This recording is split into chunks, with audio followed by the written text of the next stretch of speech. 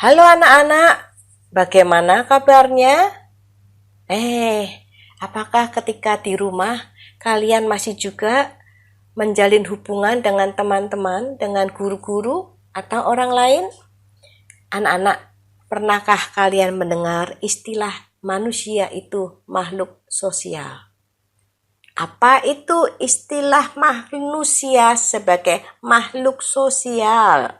Wah, sosial loh anak-anak, bukan sosial ya, sosial.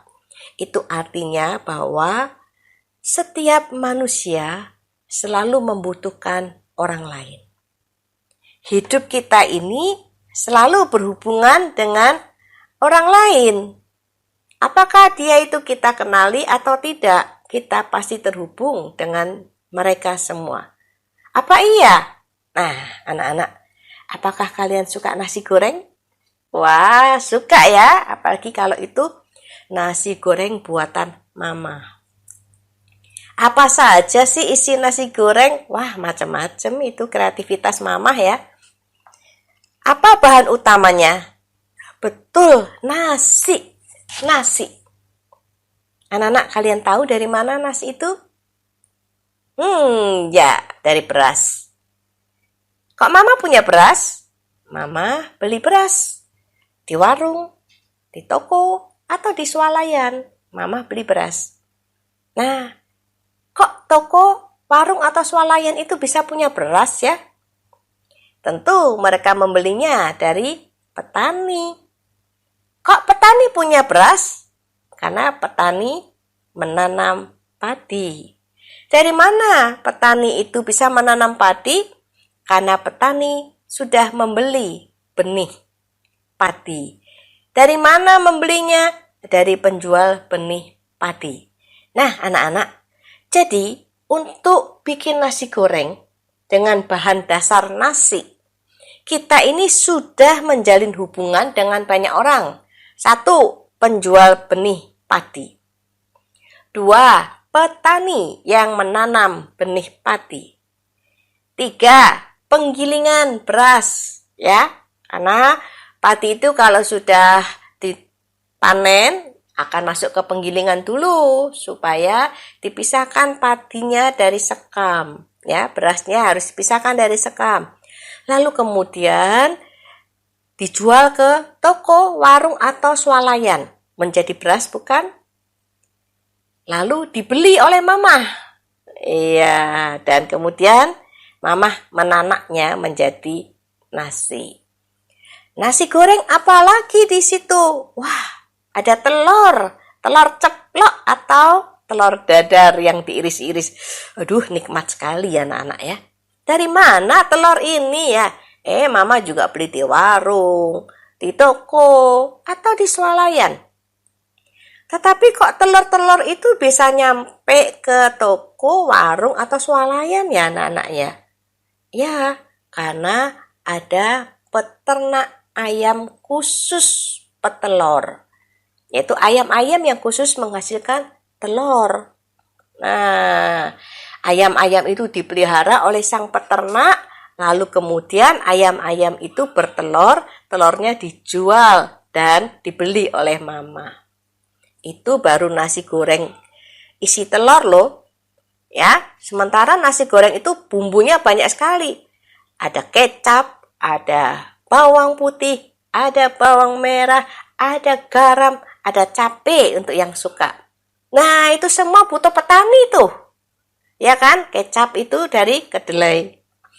Ada yang jual benih kedelainya, lalu ditanam, kemudian dipanen, kemudian jadi kedelai, lalu diolah menjadi kecap. Waduh, banyak sekali ternyata. Hanya untuk sepiring nasi goreng yang biasa-biasa saja, kita sudah terhubung dengan banyak orang.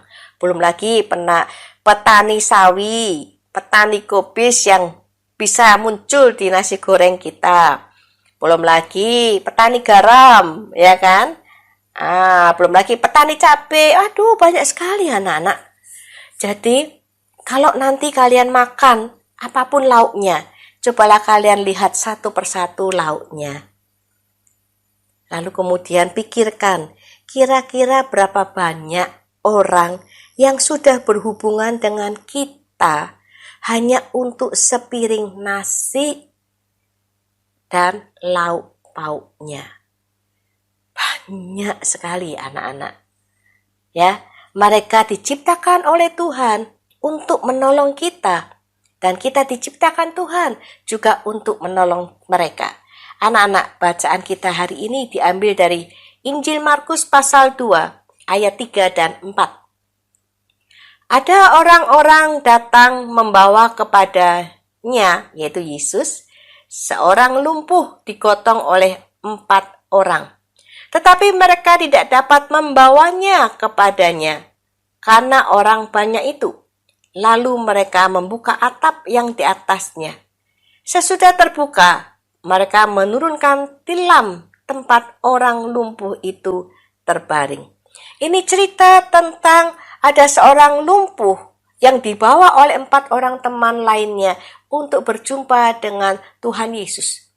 Karena rumah itu sudah penuh sesak, mereka tidak bisa masuk ke dalam rumah itu untuk menjumpai Yesus melewati pintu. Tetapi 4 orang yang sehat ini kreatif. Mereka segera naik ke atap rumah orang Yahudi, lalu membongkar atapnya dan menurunkan orang yang lumpuh itu dengan tilam sampai orang lumpuh ini ada di hadapan Yesus.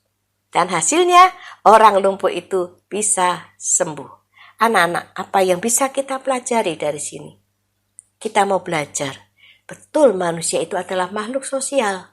Kita tidak bisa hidup sendiri. Kita hidup selalu terhubung dan berhubungan dengan orang lain. Karena itu anak-anak, kita perlu selalu berbuat baik dan baik hati kepada siapa saja. Karena kita tidak tahu apa yang sudah mereka lakukan kepada kita. Kita harus berbuat baik kepada semua orang. Anak-anak, siapa tahu orang yang kita jumpai hari ini adalah petani yang menanam beras untuk kita makan. Siapa tahu orang yang kita jumpai hari ini adalah orang yang berternak ayam petelur, sehingga kita bisa makan telur. Tuhan itu sangat baik kepada kita. Dia menyediakan pertolongannya kepada kita melalui orang-orang yang ada di sekitar kita. Karena itu tetaplah ingat bahwa kita adalah makhluk yang sosial. Kita tidak bisa hidup sendiri. Jadi anak-anak, bertemanlah dengan baik hati kepada semua orang. Dan lihatlah semua orang dipakai oleh Tuhan untuk menolong kehidupan kita. Selamat pagi, Tuhan cinta kamu. Amin.